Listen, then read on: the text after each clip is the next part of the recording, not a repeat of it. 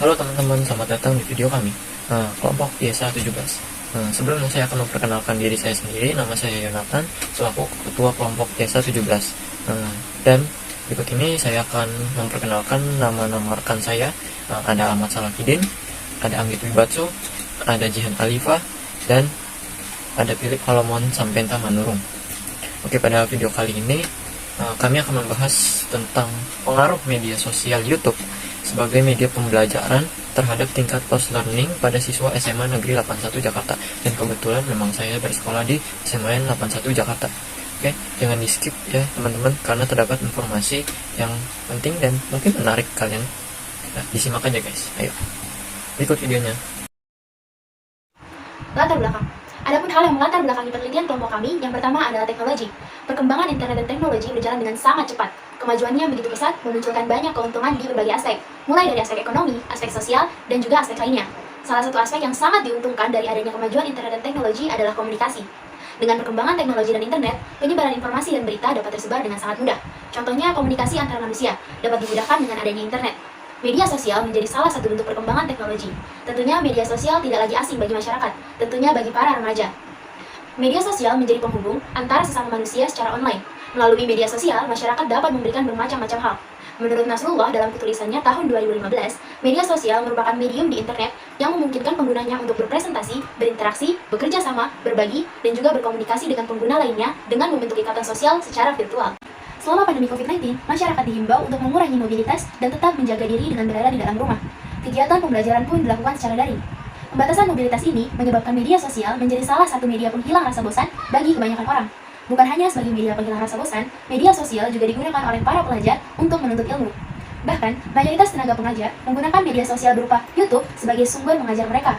Umumnya, para pelajar khususnya SMA Negeri 81 Jakarta mengakui bahwa mereka lebih sering dan juga lebih mudah untuk memahami materi melalui tontonan dari video YouTube. Hal ini dapat menjadi potensi meningkatnya tingkat lost learning atau penurunan kemampuan belajar siswa. Karena dengan pembelajaran secara daring, tenaga pengajar tidak dapat memantau langsung bagaimana kondisi para pelajar. Dan juga, interaksi antara pengajar dan para pelajar juga berkurang. Berdasarkan pemaparan tersebut, kelompok kami tertarik untuk melakukan penelitian dengan judul Pengaruh Media Sosial YouTube sebagai Media Pembelajaran dalam Tingkat Lost Learning pada Siswa SMA Negeri 81 Jakarta. Oke, di sini saya akan menjelaskan mengenai rumusan masalah dan tujuan penelitian.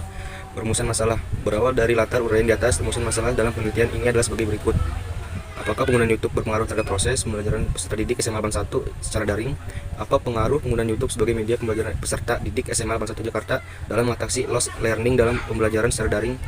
Mengidentifikasi pengaruh penggunaan YouTube terhadap peserta didik SMA 81 Jakarta dalam pembelajaran daring. Dan menganalisis pengaruh penggunaan YouTube sebagai media pembelajaran peserta didik SMA 81 Jakarta dalam mengatasi lost learning dalam pembelajaran secara daring. Manfaat penelitian. Manfaat dari penelitian yang kami lakukan dibagi menjadi 3. Pertama adalah manfaat bagi peneliti. Manfaat bagi peneliti adalah peneliti dapat mengambil kesimpulan dari hasil penelitian yang dilakukan serta mengetahui pengaruh penggunaan YouTube terhadap tingkat lost learning ketika melakukan suatu kegiatan, terutama kegiatan pembelajaran secara daring. Dengan kesimpulan tersebut, peneliti dapat memanfaatkan serta menggunakan YouTube dengan lebih bijak. Yang kedua adalah manfaat bagi pengguna penelitian.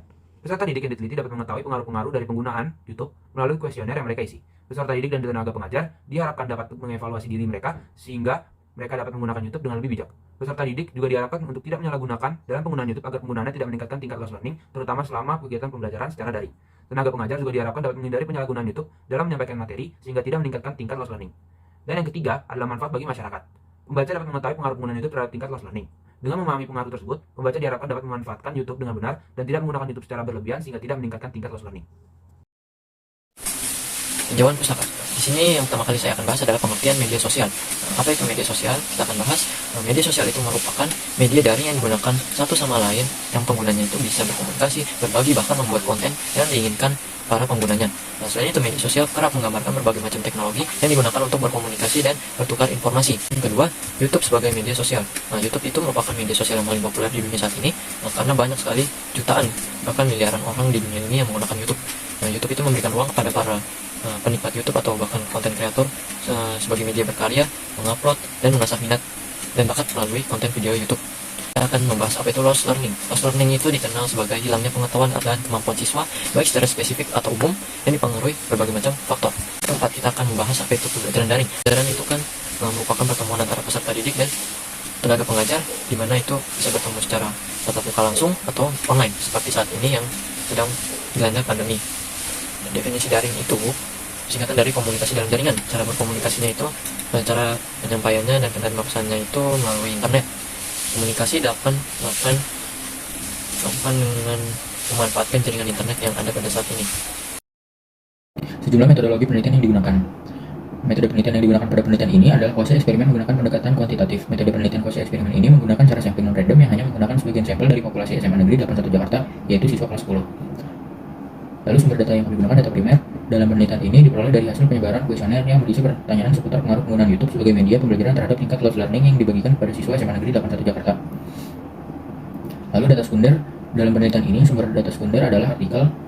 Lalu data sekunder dalam penelitian ini adalah artikel, jurnal, dan situs internet yang sudah ada terkait penelitian pengaruh penggunaan YouTube sebagai media pembelajaran terhadap tingkat close learning. Lalu yang ketiga adalah metode pengumpulan data.